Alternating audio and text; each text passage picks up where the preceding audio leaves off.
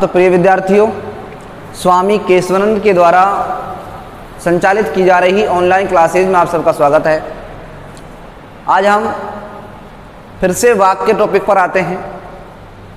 कल हमने पढ़ा था कि दो या दो से अधिक सार्थक शब्दों के मेल को वाक्य कहते हैं।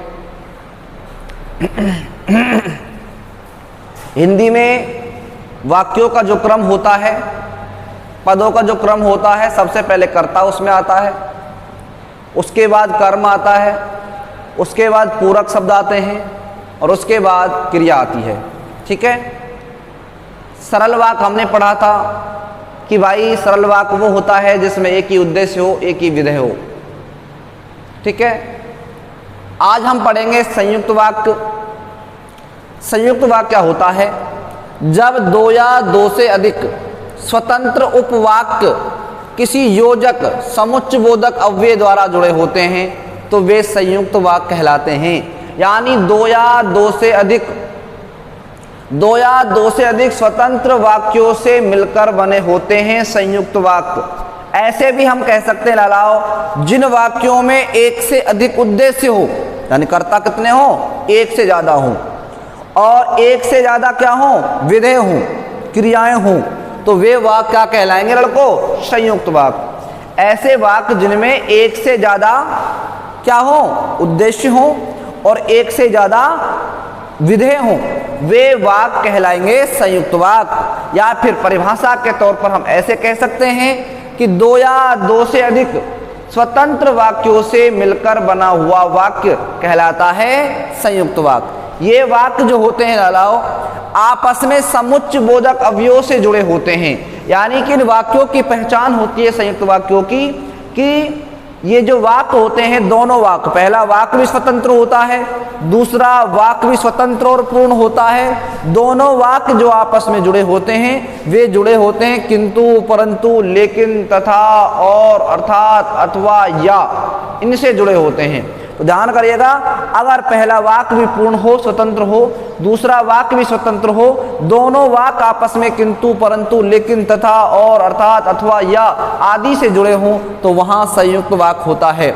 इन संयुक्त वाक्यों की विशेषताएं क्या होती हैं? देखिए, संयुक्त वाक्य के उपवाक्य आपस में योजकों या, वा, अथवा, इसलिए, और, किंतु, परंतु, लेकिन, तथा, एवं आदि से जुड़े होते हैं। यानी संयुक्त वाक्य के जो उपवाक्य होते हैं, पहला वाक्य और दूसरा वाक्य, दोनों वाक्य, ये दोनों वाक्य जो जुड़े होते हैं वो किससे जुड़े होते हैं लोग को? या, वा, अथवा, इसलिए, और, किंतु, परंतु, लेकिन, तथा, एवं, इनसे ये वाक्य जुड़े होते हैं। एक तो इसकी ये पहचान है। दूसरी, इनमें प्रयुक्त उपवाक्य स्वतंत्र अर्थ का बोध कराते हैं। यानी पहले वाले वाक्य का भी स्वतंत्र अर्थ होता है, दूसरे वाले वाक्य का भी स्वतंत्र अर्थ होता है, दोनों वाक्यों का अर्थ स्वतंत्र होता है। ये इसकी विशेषता है। तीसरी, इनमें प्रयुक्त उपवाक्य समान स्तर के होते हैं। यानी पहला वाक्य और दूसरा वाक्य दोनों का स्तर कैसा होता है? एक जैसा होता है। इन्हें समानाधिकृत उपवाक्य अथवा समानाधिकरण उपवाक्य भी कहा जाता है। अब संयुक्त वाक्य के उदाहरण देखिएगा। आप नाटक देखने जाएंगे या सिनेमा, तो पहला उपवाक्य कौन सा है? आप नाटक देखने जाएंगे, यह है। दूसरा क्या है? या सिनेमा। बीच में किससे जुड़ा हुआ है? या से जुड़ा हुआ है। मरीज फल खा लेगा अथवा खिचड़ी से काम चलेगा, तो मरीज फल खा लेगा, एक वाक्य है। दूसरा, खिचड़ी से काम चलेगा, बीच में क्या लग रहा है? अथवा लग रहा है। अथवा क्या है? समुच्चयबोधक अव्यय है। मदन को बस नहीं मिली इसलिए वह समय पर घर नहीं आ सका, क्या लग रहा है बीच में? इसलिए। हम दोनों मंदिर गए और साथ साथ पूजा की, क्या आ रहा है बीच में? और। बादल घिरे किंतु बरसात ना हुई, वाक्य भेद। हम दोनों मंदिर गए, बादल घिरे किंतु बरसात नहीं हुई, ठीक है, ये भी। वह दिन भर काम करता रहा परंतु पूरा नहीं हो सका। बाजार से कलम लाना तथा पेंसिल अवश्य लाना, क्या आ रहा है बीच में? तथा। उसने मेट्रो की सवारी की एवं एसी का आनंद लिया। अब देखिए, इस सारे वाक्य हमने जो भी पढ़े इन सब में क्या आ रहा था? किंतु, परंतु, लेकिन, तथा, और, अर्थात, अथवा, या, एवं, ये सभी इन वाक्यों में आ रहे थे। और जिन वाक्यों में ये लगे समझ लीजिएगा कि वो वाक्य कैसा है, उनको संयुक्त वाक्य है। तीसरा जो वाक्य है भाई वो है अपना मिश्र वाक्य। जिस वाक्य में एक से अधिक उपवाक्य जुड़े हों परंतु उनमें एक प्रधान उपवाक्य हो तथा दूसरा आश्रित उपवाक्य हो, उसे मिश्रित वाक्य कहते हैं। यानी कि वह वाक्य जिसमें पहला वाक्य तो मुख्य हो, प्रधान हो, स्वतंत्र हो एक प्रकार से, और दूसरा वाला जो वाक्य है वो पहले वाले वाक्य पर निर्भर हो, आश्रित हो, वह वाक्य मिश्रित वाक्य कहलाता है। ये वाक्य आपस में जुड़े होते हैं किससे? जब, तब, जैसे, तैसे, इधर, उधर, यहाँ, वहाँ, जो, सो, छोटी की, छोटी वाली की होती है ना वो, इनसे ये वाक्य जुड़े होते हैं। तो जहाँ, वहाँ, जब, तब, जैसी, वैसी, यदि, तो, जब, तक, तब, तक, जिन्हें, उन्हें आदि से ये वाक्य जुड़े होते हैं। इनमें पहला वाक्य मुख्य होता है और दूसरा जो वाक्य होता है वह कैसा होता है? आश्रित होता है। ठीक है, एक तो इसकी ये पहचान है भाई। दूसरी पहचान है स्वतंत्र उपवाक्य को प्रधान उपवाक्य भी कहा जाता है। जो स्वतंत्र वाक्य होता है ना, जिसे बार बार कह रहा हूं, उसे प्रधान उपवाक्य भी कहा जाता है। उदाहरण देखिएगा, माँ ने कहा, ये एक पहला वाक्य स्वतंत्र वाक्य है कि शाम को जल्दी लौट आना। बीच में किसका प्रयोग हो रहा है? की का हो रहा है? हो रहा है नहीं हो रहा है? जब मैं घर पहुंचा तब वर्षा शुरू हो चुकी थी। जब मैं घर पहुंचा तब वर्षा शुरू हो चुकी थी। बीच में क्या आ रहा है भाई? तब आ रहा है। जैसे ही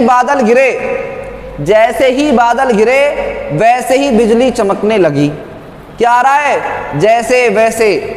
जब जब धरती पर धर्म बढ़ा है तब तब ईश्वर धरती पर अवतरित हुए हैं। जब जब तब तब। राम ने कहा कि लंका सोने की है। क्या आ रहा है? कि। महात्मा गांधी ने कहा कि सदा सत्य बोलो। जब मैं घर से चला तब वह हंस रही थी। कैसा वाक्य? मिश्रित वाक्य है। तो लाला ये ध्यान करने की बात है, जहां जहां सिंचाई की व्यवस्था है वहां वहां फसलें खूब पैदा होती हैं। ये पहला वाक्य है। वहां वहां फसलें खूब पैदा होती हैं, दूसरा वाक्य।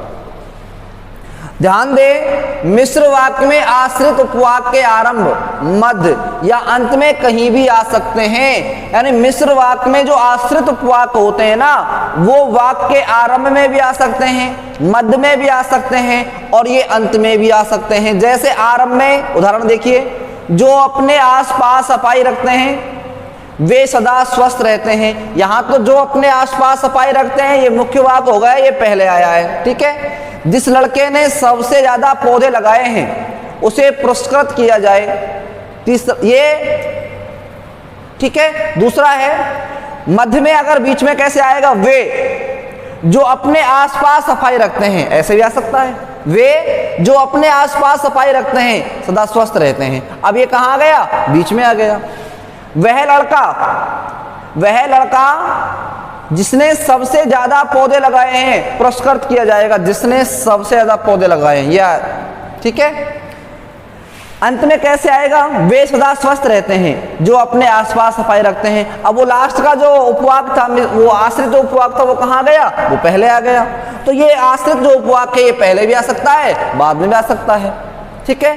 अब देखिए, प्रधान उपवाक्य और आश्रित उपवाक्य दोनों देखिए। अध्यापक ने कहा, ये मुख्य वाक्य है, स्वतंत्र वाक्य है, प्रधान वाक्य है कि हमें देशभक्त बनना चाहिए, ये आश्रित वाक्य है। ये जो है गौण वाक्य है लड़कों। कौन सा वाक्य है? ये गौण वाक्य है, आश्रित उपवाक्य है। तो पहला वाक्य जो है वो कैसा है? मुख्य, प्रधान। और दूसरा वाक्य कैसा है? आश्रित। ठीक है। दूसरा देखिए, वह जेब कतरा पकड़ा गया। वह जेब कतरा पकड़ा गया। तो ये कैसा वाक्य हो गया? ये पहला वाक्य हो गया। वह जेब कतरा पकड़ा गया, ये पहला वाक्य हो गया। जिसने बस में जेब काटी, जिसने बस में जेब काटी, ये कैसा वाक्य भाई? ये आश्रित वाक्य है। कैसा वाक्य? आश्रित। यह वही मंदिर है, यह वही मंदिर है जिसे पांडव कालीन माना जाता है, ये पहला वाक्य हो गया। और ये पहला वाक्य क्या है? प्रधान।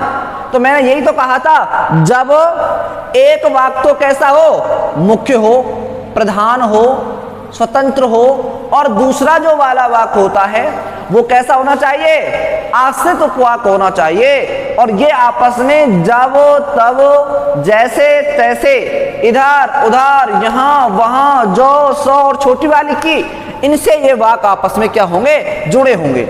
आश्रित उपवाक्य, आश्रित उपवाक्य आश्रित या गौण उपवाक्यों के 3 भेद होते हैं। अब बात अलाव ये आती है कि ये जो आश्रित उपवाक्य होते हैं ना, ये होते कितने प्रकार के हैं, इनके प्रकार कितने होते हैं, ये और हम पढ़ लेंगे। तो देखिए 3 प्रकार के हो सकते हैं आश्रित उपवाक्य। संज्ञा उपवाक्य हो सकता है जिसमें संज्ञा आ सकती है, विशेषण उपवाक्य हो सकता है जिसमें विशेषण की प्रधानता होती है, क्रिया विशेषण भी ये हो सकता है। तो ये आश्रित उपवाक्य 3 प्रकार के हो सकते हैं, संज्ञा, विशेषण और क्रिया विशेषण। इनको भी हम पढ़ लेते हैं। देखिए पहला संज्ञा उपवाक्य क्या होता है? किसी उपवाक्य में जो आश्रित उपवाक्य मुख्य उपवाक्य की संज्ञा के स्थान पर आते हैं उन्हें संज्ञा उपवाक्य कहते हैं। जैसे केवट ने कहा कि बिना पांव धोए आपको नाव में नहीं चढ़ाऊंगा। केवट ने कहा कि बिना पांव धोए आपको नाव में नहीं चढ़ाऊंगा। यहां देखिए इन वाक्यों में प्रयुक्त उपवाक्य बिना पांव धोए आपको नाव में नहीं चढ़ाऊंगा ये है, ठीक है। मैं जानना चाहता था कि सुमन अवश्य आएगी, मैं जानना चाहता था कि सुमन अवश्य आएगी। सुमन क्या है? संज्ञा ही तो है। अब ये किसके स्थान पर आ रहा है? मैं के स्थान पर, ठीक है। अध्यापक ने कहा, अध्यापक ने कहा कि अपने आसपास सफाई रखो। ये अध्यापक ने कहा कि अपने आसपास सफाई रखो। यहां सुमन अवश्य आएगी, अपने आसपास सफाई रखो, ये संज्ञा उपवाक्य हो गए, ठीक है। अन्य उदाहरण देखिए। अब छात्र समझ गए हैं, अब छात्र समझ गए हैं कि 8वीं तक उन्हें कोई फेल नहीं कर सकता। अब छात्र समझ गए, कौन से छात्र? 8वीं के छात्र, ठीक है। ये संज्ञा उपवाक्य है। माली ने बच्चों को समझाया कि फूल तोड़ना मना है, ये फूल तोड़ना मना है, ये संज्ञा उपवाक्य है।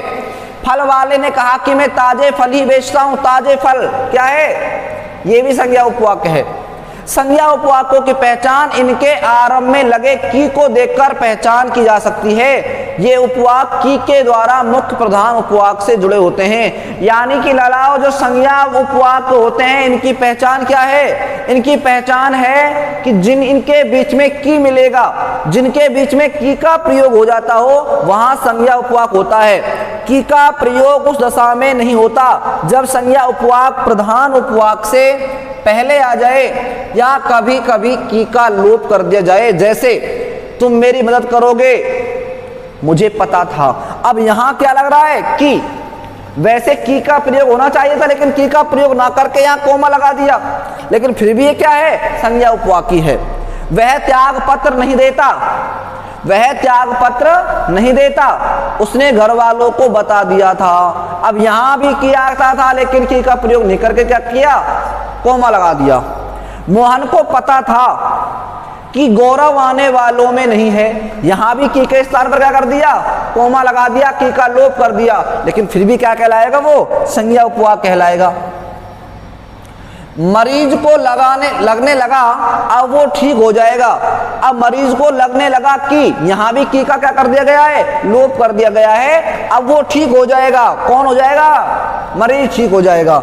इन वाक्यों में रंगीन अंश संज्ञा उपवाक्य हैं जिनके पहले की का क्या किया गया है? लड़को लोप किया गया है। विशेषण उपवाक्य सुन लीजिए। विशेषण उपवाक्य मुख्य उपवाक्य में प्रयुक्त संज्ञा या सर्वनाम की विशेषता बताते हैं। यानी उपवाक्य जो होता है ना, मुख्य उपवाक्य में प्रयुक्त संज्ञा सर्वनाम की क्या बताएगा? दूसरा वाला वाक्य विशेषता बताएगा। उन्हें विशेषण उपवाक्य कहते हैं। जैसे ईश्वर उनकी मदद करता है, ईश्वर उनकी मदद करता है जो अपनी मदद स्वयं करते हैं। यहाँ अपनी मदद स्वयं करते हैं, ईश्वर उनकी मदद करता है। उन लोगों की विशेषता बताई गई है ना, जो अपनी मदद करते हैं, उन लोगों को क्या बताई जा रही है, यहाँ विशेषता बताई जा रही है। यानी कि पहला जो वाक्य है उसमें जो संज्ञा प्रयुक्त की गई है या सर्वनाम प्रयुक्त किया गया है, उसकी दूसरा वाला वाक्य क्या बताएगा, विशेषता बताएगा। ऐसी परिस्थिति में जो विशेषण हो वो इस प्रकार से आश्रित जो उपवाक होगा वो विशेषण उपवाक होगा। एक और देखिए, विपत्ति का सामना वही कर पाते हैं जो धैर्य बनाए रखते हैं। जो दवाएं तुमने मुझे कल दी थी वे नकली हैं, ठीक है, नकली हैं। जिस मरीज का ऑपरेशन हुआ था वह अब चलने लगा, तो यहां विशेषता बताई जा रही है किसकी, उस मरीज की। विशेषण उपवाकों की पहचान, विशेषण उपवाक में जो, जिसे, जिसने, जिन्होंने, जिसको आदि से जो के विभिन्न रूपों शुरू होते हैं। यानी कि जो विशेषण उपवाक होते हैं ललाओ, वो किससे शुरू होते हैं, वे शुरू होते हैं किससे, जो से, जिसने से, जिसने, जिन्होंने, जिसको, आदि, जो के विभिन्न रूपों शुरू होते हैं। सभी रूप किसके हैं, जो के हैं, ठीक है। और इन्हीं से शुरुआत होती है किसकी, विशेषण आश्रित उपवाक्यों की, ठीक है। और उदाहरण देखिएगा, जो फल तुम लाए थे वे बहुत ही मीठे हैं। जो फल तुम लाए थे, यहां फलों की विशेषता बताई जा रही है आश्रित उपवाक में, इसलिए विशेषण उपवाक कहलाएगा। जिस छात्र ने सबसे अधिक परिश्रम किया था वही प्रथम आया, यानी कि उस विद्यार्थी की विशेषता बताई जा रही है, पहले वाले जिसने परिश्रम किया था, ठीक है, वही क्या आया है, प्रथम आया है। जिन्होंने दुखियों की मदद की है उनका नाम अमर हो गया। तो उपयुक्त वाक्यों के रंगीन जो अंश हैं, ठीक है, वो विशेषण उपवाक के उदाहरण हैं। तीसरा लगाओ, क्रिया विशेषण उपवाक। यहां प्रधान उपवाक क्रिया की विशेषता बताने वाले आश्रित उपवाक्यों को क्रिया विशेषण उपवाक कहा जाता है। यानी यहां विशेषता किसकी बताई जाएगी, क्रिया की बताई जाएगी। जैसे जब मैं जागता हूं तब टहलने जाता हूं, यहां किसकी विशेषता बताई जा रही है, आश्रित उपवाक में, क्रिया की। जैसे ही अलार्म बजा वैसे ही उठ बैठा, ठीक है, उठ बैठा, ये किसकी बताई जा रही है विशेषता, क्रिया की। जहां साफ सफाई होती है वहां ईश्वर का वास होता है, ठीक है। क्रिया विशेषण उपवाक के भेद। क्रिया विशेषण उपवाक मुख्य उपवाक की क्रिया का काल, रीति, स्थान, परिमाण, कार्य का कारण आदि का बोध कराते हैं। इस आधार पर क्रिया विशेषण उपवाक के 5 भेद होते हैं। यानी कि क्रिया विशेषण जो होते हैं वो कितने प्रकार के होते हैं लालाओ, 5 प्रकार के। पहला बताया है कालवाचक उपवाक, इसमें काल का वर्णन किया जाएगा। जब यानी काल का वर्णन किया जाएगा कि भाई काल कौन सा चल रहा है, ठीक है ना। काल की पहचान करने के लिए क्या करोगे आप, क्रिया के साथ कब लगाओगे और कब का जो उत्तर निकल कर आएगा वो क्या होगा, कालवाचक क्रिया विशेषण होगा। जैसे जब सूरज उगता है तब अंधेरा दूर हो जाता है, जब सूरज उगता है तब अंधेरा दूर हो जाता है। अंधेरा दूर कब हो जाता है, जब सूरज उगता है। तो किसका बता रहा है, काल का। इसमें क्या आएगा, इसमें आएगा सुबह, शाम, दिन में, रात में, ठीक है, 10 बजे, 5 बजे, साल में, 6 महीने में, सप्ताह में, शताब्दी में, ठीक है भाई, वर्ष में। ये सारे क्या हैं, काल सूचक शब्द हैं जो किसका बोध कराते हैं, कालवाचक क्रिया विशेषण का बोध कराते हैं। जैसे ही मैं विद्यालय पहुंचा वैसे ही वर्षा होने लगी, ठीक है। जो ही वर्षा शुरू हुई मोर नाचने लगे, ये सब कालवाचक क्या हैं, क्रिया विशेषण के उपवाक्य हैं। रीतिवाचक उपवाक। रीतिवाचक उपवाक में क्या बताया जाएगा, क्रिया के घटने की रीति, शैली, ढंग, तरीका। इसे कैसे पहचानेंगे, क्रिया के साथ लगाइएगा, कैसे, क्रिया के साथ लगाओगे कैसे, तो क्या आ जाएगा, तरीका आ जाएगा। जैसा सचिन तेंदुलकर बल्लेबाजी करते थे वैसा दूसरा नहीं, ठीक है। तो जैसा वैसा, जिस तरह गुरु ने समझाया था शिष्य उसी तरह का आचरण, शिष्य ने उसी तरह का आचरण किया। जैसे जैसे आगे बढ़ते जाओगे मंजिल निकट आती चली जाएगी। तो लड़के इसमें जैसे तैसे, जैसे वैसे, धीरे धीरे, तेज तेज, ये सभी शब्द आएंगे, ठीक है।